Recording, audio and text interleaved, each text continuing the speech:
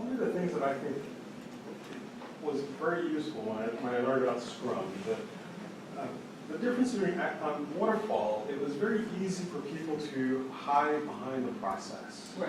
Right, and you never, you're hiding behind the process, and it's very hard to elevate and get out the issues and everything. Because we met alpha, we had the criteria, we did whatever, So, Agile does expose those things, just like Scrum does. But looking through this, it does seem like people could hide very easily. People could hide. In any process. I think it's a matter of degree. So you're still going to have your sprint commitments, you're still going to have your sprint reviews and your retrospectives, Right. and all of that is still in place. It's just in place at multiple levels, where we have the other inputs that are coming in and being added iteratively to the team's work. Yeah, I think it's a matter of degree. I think if Jeff Sutherland was sitting here, he would say it's not agile enough. But I think, Right. Exactly. for the culture of the company, I think that where they are at, I think it's sort of the best that they But I can think do right that's now. the exact answer, right? Yeah. That we haven't quite gotten there yet. Right. Yeah, I think this safe or scale, it hasn't gotten there yet. It's not there yet. So what we're doing Agile. is- Oh, you did it amazing. I mean, this is, I've done a lot of this kind of stuff, and I know how hard that was. When you did, so. But what we're doing is not standard scaled Agile, right? Yeah. But it's what we can do. It's Agile, we do what we can. I mean, absolutely. We make it better next Get it time. done. Go ahead. I go back to my very first question. What is a standard Agile? There isn't any. Right. Agile is standard for the given organization. I say Agile for Micro Focus is very different than Agile. Well, say for I don't know, Intel, Right. or for that matter, and to just elaborate on what you asked is, think about implementing or even thinking of implementing SAFe in any government organization, and you're talking about hiding. Okay? Now, let's talk about it. Right now, our Defense Department is very heavy on implementing SAFe. Well, would they succeed? What is the standard Agile? Agile is as standard as how Rosemary and Gordon and your team are implementing in your organization. We are doing what works for our organization. What works in yours will be different. Go ahead. Oh, sorry. Also, I mean, one of the challenges I've been facing when implementing more or less scaled approach is, as you said, the feeding in from the top into Right. the other levels. Specifically when it comes to the portfolio, because there's often the concern about transparency, concern about accountability. And then there's some internal competition too. Yeah. And so there's many more. It doesn't always go smooth, and I Yeah. think, Right. I mean, like a couple of years ago, I remember one where there was like a disconnect at the very beginning of the first day Yeah. between, some of the people in the management of what, like, I thought we were aiming for this, no, we're aiming for that, and it's like, it almost went off the rails in the first hour. And so you have to be, Yeah. you have to be prepared for that. Yep, you So do. how is it feeding in now? You have these iterations, right? It can feed in at any time. So you have each product increment, which is an amount of time that you determine for your team, right? And you pick your product increment length for reasons that are important to you. Each one you do another one of these 2-day plans. Okay. Or, perhaps a little shorter if you have short product increments, or a little longer if you want, they vary. But, so that is when the feedback comes in for the most part. Always in Agile, somebody's going to say, this is now more important than that, we're going to switch and do this other thing instead. But ideally, you have that scoped, and you have something of a similar size that you can replace.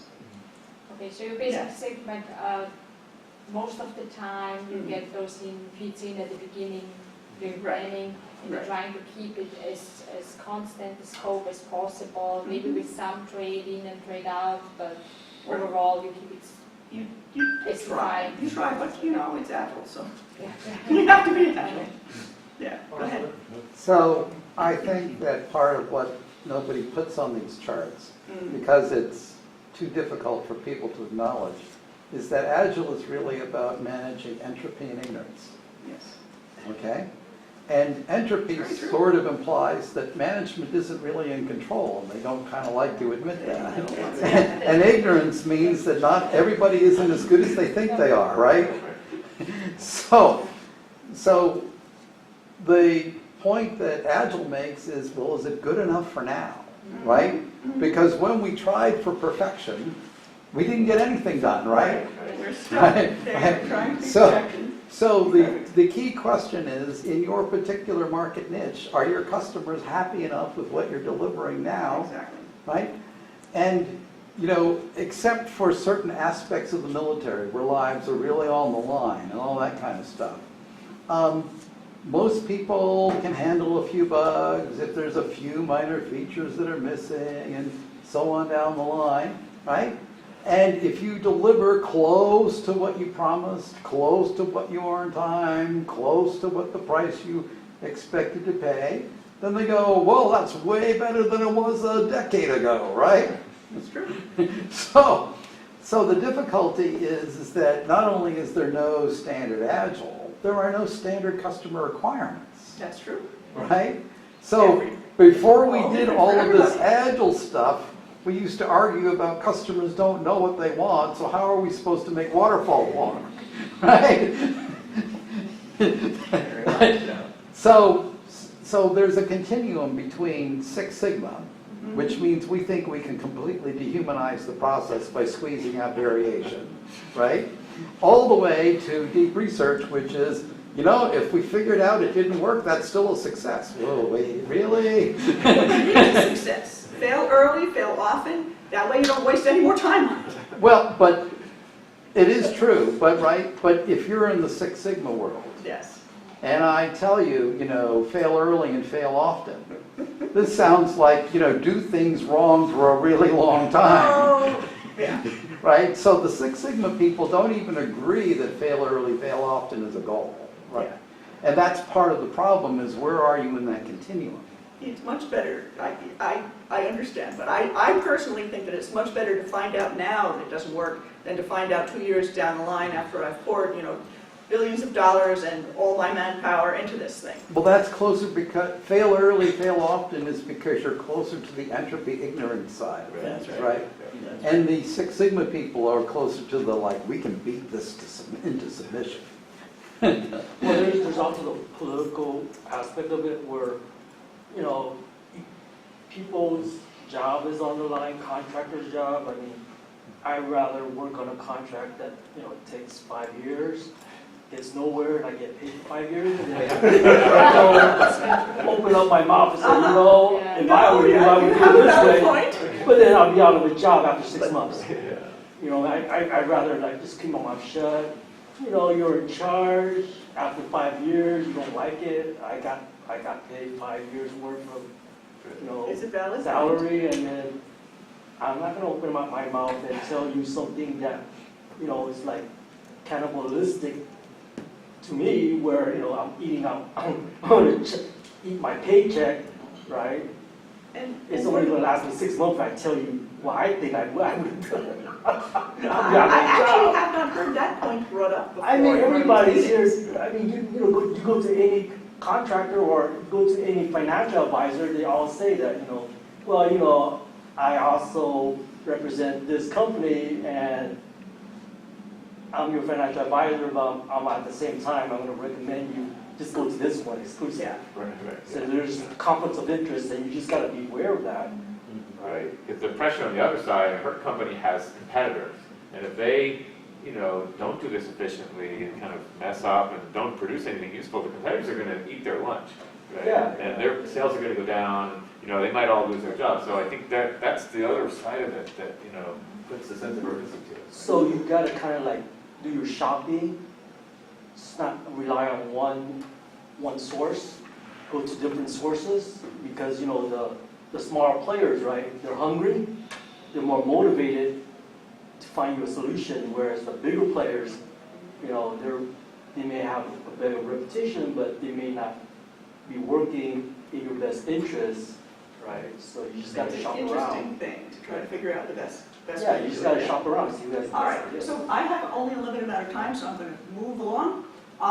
So The plan never survives first contact with the enemy. When I stepped into that first meeting with the remote teams there, they crossed their arms and they said, "Why do we have to do this?" And I spent that period of time explaining to them why they had to do it, even though we had meetings beforehand, which if they had attended, they would have known about. And I held them at good times, that they could come. But they didn't do any of the prep work, and they were like just very resentful. I think they felt I wasn't actually doing it with the other teams. I was doing it just to pick on them. I suspect. So we, Well, that's narcissistic. I suspect, right? So that may not be the case, but I'm being very frank here, right? So I spent that meeting talking them into doing this process. And so they then came back and said, well, we don't have the information we need to do this. We haven't received it from product management yet. So the next day, instead of having the second day of meetings with them, I had meetings with them in product management. So they To were get right? their questions. Were they right? Well, Yeah. some team members had the information and they hadn't shared it with other team members, you know, and there was some missing information. So that meant my Thursday, Friday schedule was completely bollocks done. Because the earlier in the week schedule had spread out. So you had to be agile about the planning of your plan. Right, so I spent every night revising the schedule and sending out new meetings and agendas and so forth. And then we determined that Excel is not a PI planning tool. It just did not do the job I'm shocked. in any way, shape, or form. And how does Jira, in its format, manage to avoid the same scant look? Because a lot of Jira looks very much like... Right, but Jira is, it has a web interface, and I can do things in the web and it works. So I export into a static Excel file. I have 75 people editing it. Yes, yes. Oh, Okay? No. oh that hurts. Yeah. So, Okay. So, and the delays cause more delays, which cause more delays, you know, it went on and on and on. So, however, the teams were able to meet the goals of the release planning. They did create their PI objectives. They created their initial sprint plans. They have everything set out that we had asked them to do. They were able to complete. The dependencies were identified and planned for and discussed between the teams. The risks were identified and handled, and the team was confident. At the end, at the retrospective, I got very nice feedback. It wasn't all positive feedback, but I got good constructive feedback. For example, not to use Excel. And someone is going to be investigating portfolio. We've already had 2 people get it and try to make it work and fail, but this person wants to try, so they'll do it. And then there are other tools that we'll be looking into to see if we can find something better. If you have suggestions, I would love to hear them. Now, the last thing I'd like you guys to do is, based on what you know, I'll take out this, I can't edit my exercise. I use the word standard here, and we're not going to use that word anymore. But I can't take it out of my presentation. Why can't I? Now I can. Okay. Oh. Based on what you know about Scaled Agile, I gave you that little overview in the meeting for the people who didn't know anything about it. And based on what you know, I would like to, I was going to have you guys go ahead and form into teams and make a little presentation on what you think we did well, what we didn't do so well, and what we could do better next time, and share your presentation. But perhaps in the interest of time, you can all write a few ideas on sticky notes and put them on the board.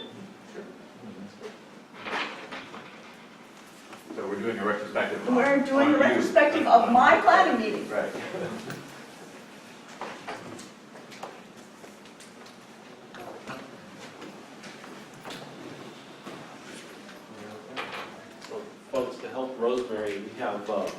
here. And there's some more sticky notes if you have, if you need one, just raise your hand.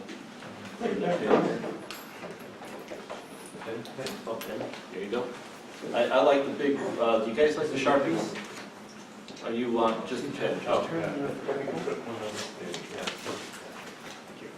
I like usually big Sharpies so everyone can see it.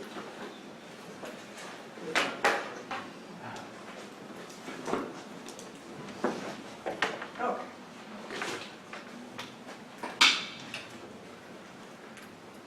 Great.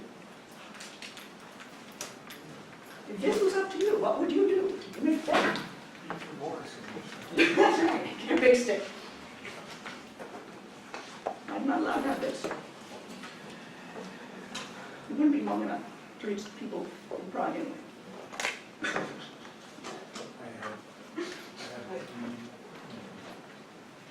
Do they have a product there? Yeah. That is- So how it's divided up. Oh, yeah, this is like the left, Sounds very it's left there. familiar. I have Vietnam and No, it's our side, because they came over to our side. Yeah. 9 of them came over. to and our side. Israel and Prague, so not Czech Republic, not France, but yeah. You should also want to mess with it, because they work on, their different data. Yes, yes, they You do. know, yeah. I have to, Oh, that's really good.